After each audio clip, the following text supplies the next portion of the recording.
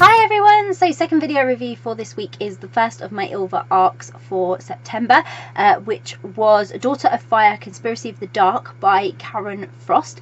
I have just posted my Goodreads review, so if you want to go and check that out, if you're on YouTube there is a link in the description below, or if you are on Facebook or on my blog then there is a link within the post, and this is the video review. So Daughter of Fire is the first book in a series, and it was quite mystical and a magical adventure. So it's young adult fantasy sort of type adventure, and I really find young adult books quite fascinating because they're not simple, they're actually quite complex in the way they're put together, like their plots and their characters, and especially if they're all fantasy and magical and mystery, but they're really easy to read, like they're really easy to follow, and I really like that about them. It gives you something really complex but simple, and so Karen really delivered on this. She's given you something really complex, really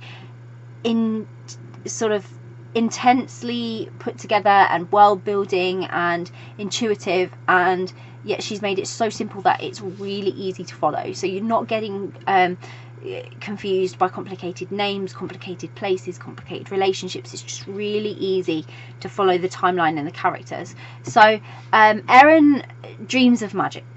She really does. She's seen it growing up, she's heard stories of travellers, and she really wants to have that power. So when she discovers that she has magic herself, everything changes.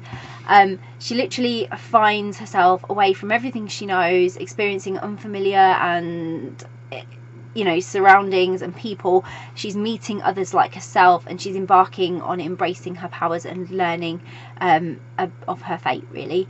But there's one character that she meets, and they're like training her, and I think you pronounce it Lise. I want to say Lise.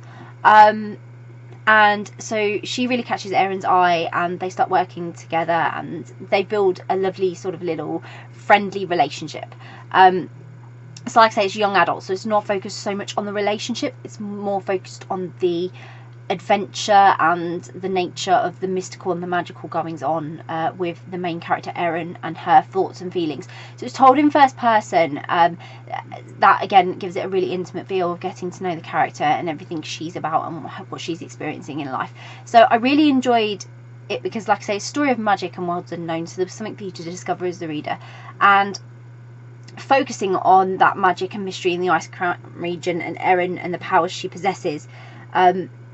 So I loved how it took me on an adventure with Erin. I basically felt like I was right there holding her hand, experiencing everything with her, and all the uncertainty that the future held for Erin, and it made me want to read on. It made me want to learn more about her kingdom, more about her powers, more about everything, and it's built the story up nicely for me as the first book in the series to introduce you to what will be following in the rest of the series. So I'm really excited to check that out.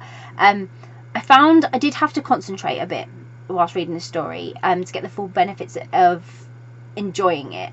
Like I say, it's really simple to follow, but because it is like fantasy, there's all that world building, so you've got to get yourself into the mindset. So it's not the type of book that you can just sit down and read with other things going on. I needed a nice quiet space, and I needed to really give the book my full attention, which is what it totally deserves, because I needed to get my head in that world building. Once you've got yourself into that world building, which is introduced to you in the first chapter, you really settle down and understand what's going on. But you do have to concentrate on that world, and because it's not what we know, because it's a different world, you really need to concentrate on it to avoid missing anything that might be a key detail that you might need in this mystery sort of as you're learning things with Erin. So she's a really inquisitive and infectious character. Actually, she's really in awe of all the magic, and although she's uncertain and nervous, she comes across extremely bravely when faced with these challenges of finding herself in unknown